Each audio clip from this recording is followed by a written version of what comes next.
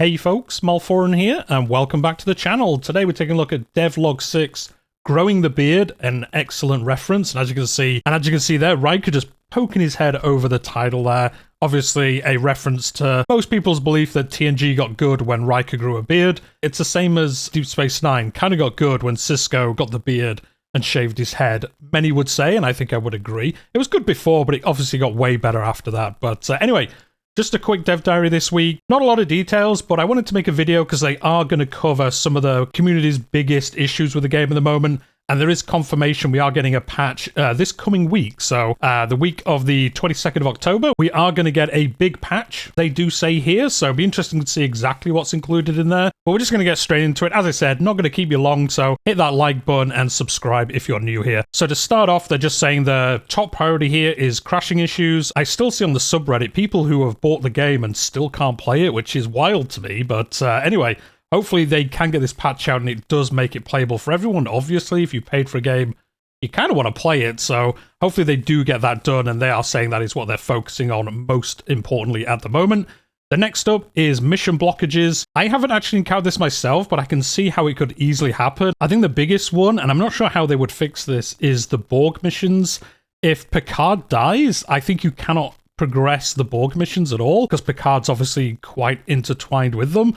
I'm not sure how they could resolve that, but I think it's things like that where if you have an unfortunate event, you're basically stuck from progressing. I know some of the mission trees also, I think, get bugged out weird if certain things happen. So again, hopefully they can get those resolved. Hopefully they're not too difficult. And then the next thing is some quality of life must-haves and UI scaling for 4K.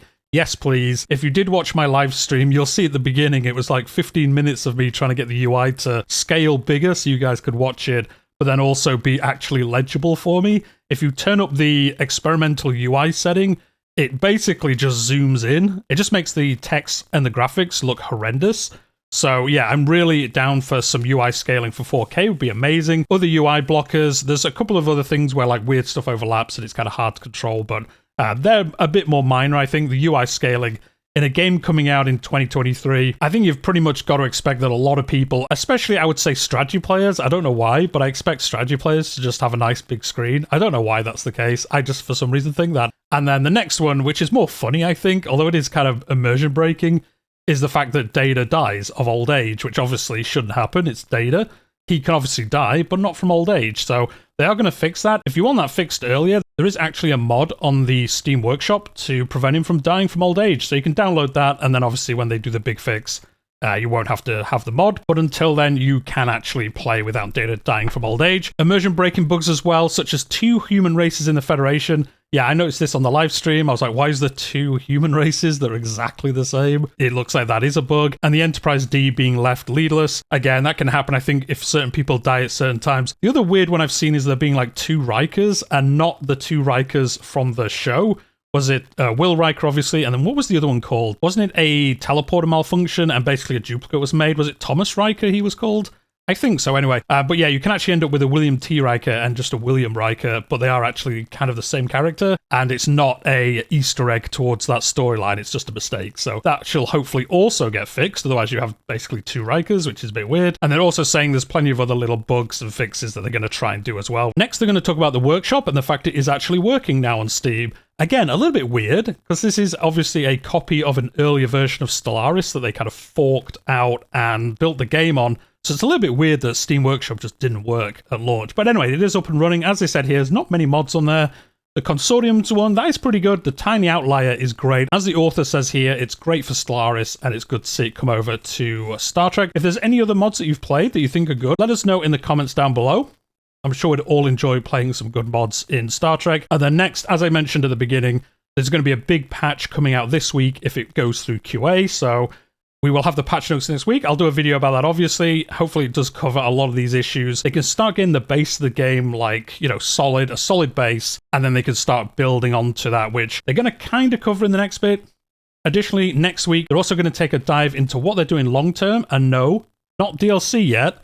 I don't think they will talk about DLC. I think they'll get like 1 or 2 patches out in the base game, and then we'll get some kind of announcement for what kind of DLC. I wonder if they're already working on it. I imagine they would be, but I wonder if they're waiting to see how well the game does before they decide what kind of scale of DLC they're going to do. Are they going to do like a Crusader Kings expansion, flavor pack, event pack, or are they going to do something totally different and just have like smaller expansions and kind of see how the game goes? I imagine it'd be that one, so they can maybe get some DLC out quicker. I'd be happy if they just brought out a bunch of event packs and a bunch of flavor packs, maybe bring out a Dominion race pack or, you know, the Breen or something, and just have these little add-ons for the game.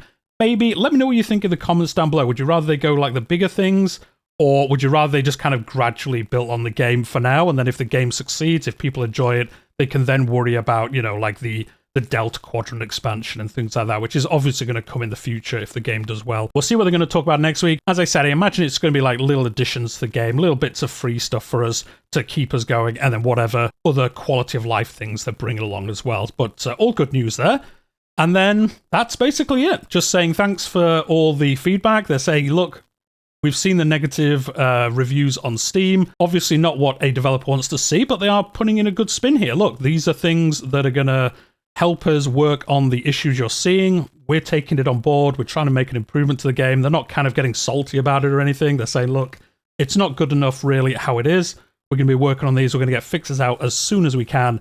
And then we're going to start building on this game, which hopefully it does. Like, yeah, there's issues with the game for sure at the moment, but I enjoyed my time in it so far, and I do hope it's successful so we can keep seeing more and more content for this. So, is this the best Star Trek strategy game of all time? No, not yet. But that's where they want to get the game to. So I think all of us here have probably played the game, so I hope they are able to get it there, but we are going to leave it there for today. Just a really quick video. Next week, I'll cover obviously the patch notes and then whatever they talk about in the dev diary about future content and stuff like that. So if this is the kind of thing you're after, hit that like button, subscribe if you're new here.